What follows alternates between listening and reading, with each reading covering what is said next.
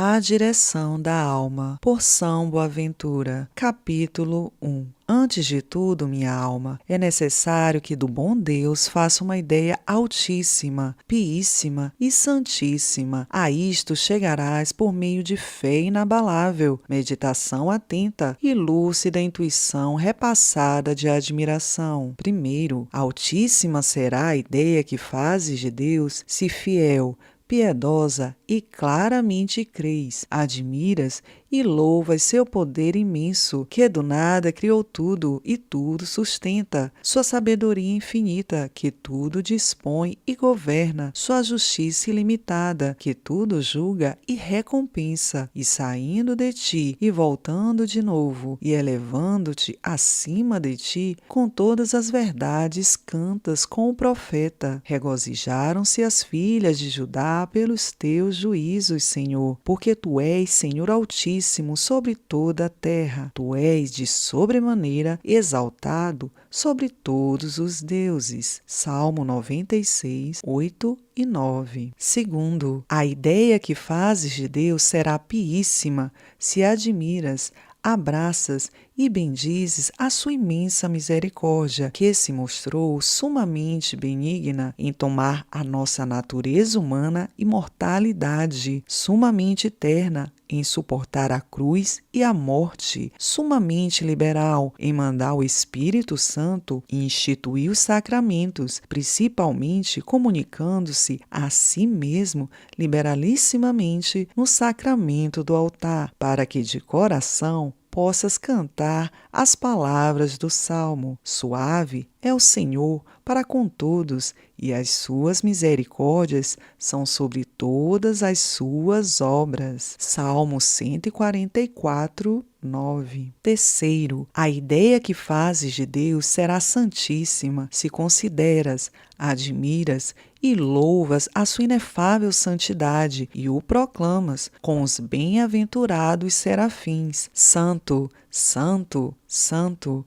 Santo quer dizer, em primeiro lugar, que possui ele a santidade em grau tão elevado e com tanta pureza que ele é impossível querer ou aprovar coisa alguma que não seja santa. Santo, em segundo lugar, por ele amar a santidade nos outros, de forma que lhe é impossível subtrair os dons da graça ou negar o prêmio da glória aos que, na verdade, conservam a santidade. Santo, em terceiro lugar, por ele aborrecer tanto o contrário da santidade que lhe é impossível não reprovar os pecados ou deixá-los impunes. Se desta forma pensas de Deus, cantarás com Moisés, o legislador da antiga lei. Deus é fiel e sem nenhuma iniquidade, justo e reto. Capítulo 2. Depois, dirige o teu olhar sobre a lei de Deus, que te manda oferecer ao Altíssimo um coração humilde, ao Piíssimo um coração devoto, ao Santíssimo um coração ilibado. Primeiro, um coração humilde, digo, deves oferecer ao Altíssimo pela reverência no espírito, pela obediência nas obras, pela honra nas palavras e nos atos, observando a apostólica regra e doutrina. Faze tudo para a glória de Deus. Segundo, um coração devoto deves oferecer ao Piíssimo, invocando em orações fervorosas, saboreando doçuras espirituais, dando muitas graças para que tua alma sempre mais a Deus ascenda pelo deserto, como uma varinha de fumo, composto de aromas de mirra e de incenso. Terceiro, um coração ilibado deves oferecer ao Esposo Santíssimo, de maneira que não reine em ti, nem nos sentidos, nem na vontade, nem no afeto, algum prazer em deleites desordenados, desejo de coisas terrenas, nenhum movimento de maldade interna, e assim, livre de toda a mácula do pecado, possas cantar com o salmista: seja imaculado o meu coração nas tuas justificações, para que não seja confundido. Reflete, pois, diligentemente e vê se tudo isto observaste desde a juventude. Se a consciência tu afirma, não o atribuas a ti mesmo, mas à mercê de Deus, e rende-lhe graças. Se, porém, achares que uma ou mais vezes num ponto ou em alguns, ou talvez em todos eles, faltaste grave ou levemente, por fraqueza, por ignorância ou com pleno conhecimento, procura reconciliar-te com Deus com gemidos inexplicáveis e, para lhe mostrar a emenda, reveste-te do espírito de penitência, para que possas cantar com o salmista penitente. Porque preparado estou para os açoites, e a minha dor está sempre diante de mim. Capítulo 3. A dor da alma, porém, deve ter dois companheiros, para que a purifiquem e aplaquem a Deus, a saber, o temor do juízo divino e o ardor de interno desejo, a fim de que recuperes, pelo temor, um coração humilde, pelo desejo, um coração devoto, e pela contrição, um coração ilibado. Primeiro, teme, pois, os juízos divinos, que são um abismo profundo. Teme, repito, teme muito, para que, embora de algum modo penitente, não desagrades ainda a Deus. Teme mais, para que depois não recomeces a ofender a Deus. Teme muitíssimo, para que no fim não te afastes de Deus, carecendo sempre de luz, ardendo sempre no fogo, jamais livre do verme. Somente uma vida de verdadeira penitência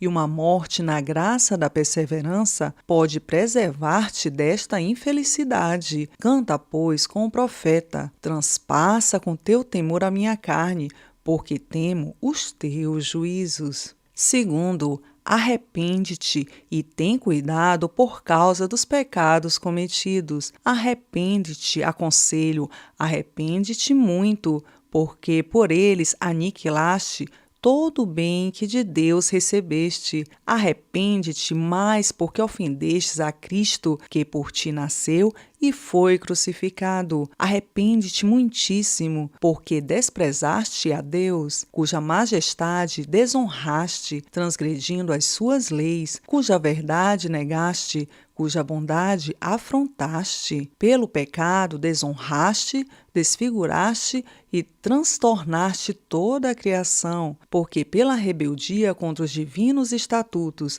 mandamentos e juízos, abusaste de todas as coisas que, segundo a vontade de Deus, te deveriam servir, das criaturas, dos merecimentos alcançados, das misericórdias de Deus, dos dons gratuitamente outorgados e do prêmio prometido. Depois de atentamente considerar tudo isto, toma luto como por teu filho único, chora amargamente, faze correr uma como corrente de lágrimas, de dia e de noite. Não te deis descanso algum, nem se cale a menina de teus olhos. Terceiro, deseja, contudo, os dons divinos, elevando-te pela chama do divino amor até Deus, o qual tão pacientemente te suportou nos teus pecados, tão longanimemente esperou, tão misericordiosamente te reconduziu à penitência, concedendo-te o perdão, infundindo-te a graça, prometendo-te a coroa, enquanto de tua parte lhe ofertaste, ou antes dele recebeste para lhe ofertar o sacrifício de um espírito atribulado, de um coração contrito e humilhado, por meio de sentida compunção, confissão sincera e satisfação condigna. Deseja, digo, muito a benevolência divina por uma larga comunicação do Espírito Santo. Deseja mais a semelhança com Deus por uma imitação exata de Cristo crucificado. Deseja muitíssimo a posse de Deus por uma visão clara do eterno Pai, para que, na verdade, cantes com o profeta: a minha alma arde em sede por Deus forte e vivo. Quando irei e aparecerei diante da face de Deus? Capítulo 4. Ora, para conservar em ti este espírito de temor, de dor e de desejo, exerce-te externamente numa perfeita modéstia, justiça e piedade, a fim de que, segundo escreve o apóstolo, renunciando à impiedade e às paixões mundanas, vivas sóbria, justa e piedosamente neste século. Primeiro, exerce-te numa perfeita modéstia, para que, segundo a doutrina do apóstolo, a tua modéstia seja conhecida por todos os homens. Exerce-te primeiro na modéstia da parcimônia no comer e vestir, no dormir e vigiar, no recreio e no trabalho, não excedendo a medida em coisa alguma. Depois, exerce-te na modéstia da disciplina, com moderação no silêncio e no falar, na tristeza e na alegria, na clemência e no rigor, conforme as circunstâncias o exigem e a sã razão o prescreve. Finalmente, exerce-te na modéstia da civilidade, regulando, ordenando e compondo as ações, os movimentos, os gestos, as vestes, os membros e os sentidos, conforme o requer a educação moral e o costume na ordem, para que merecidamente pertença ao número daqueles aos quais o apóstolo diz: faça-se tudo entre vós com decência e ordem. Segundo, exerce-te também na justiça, para que te sejam aplicáveis as palavras do profeta. Reina por meio da verdade, da mansidão e da justiça. Na justiça, afirmo, integra por zelo pela honra divina, por observância da lei de Deus e por desejo da salvação do próximo. Na justiça regulada pela obediência aos superiores, pela sociabilidade aos iguais, pela punição das faltas dos inferiores. Na justiça perfeita, de forma que aproves toda a verdade, favoreças a bondade, resistas à maldade, tanto no espírito como nas palavras e obras, não fazendo a ninguém o que não queres que te façam, não negando a ninguém o que dos outros desejas, para que imites com perfeição aqueles a quem foi dito: se a vossa justiça não for maior do que a dos escribas e fariseus, não entrareis no reino dos céus. Terceiro, finalmente, exerce-te na piedade,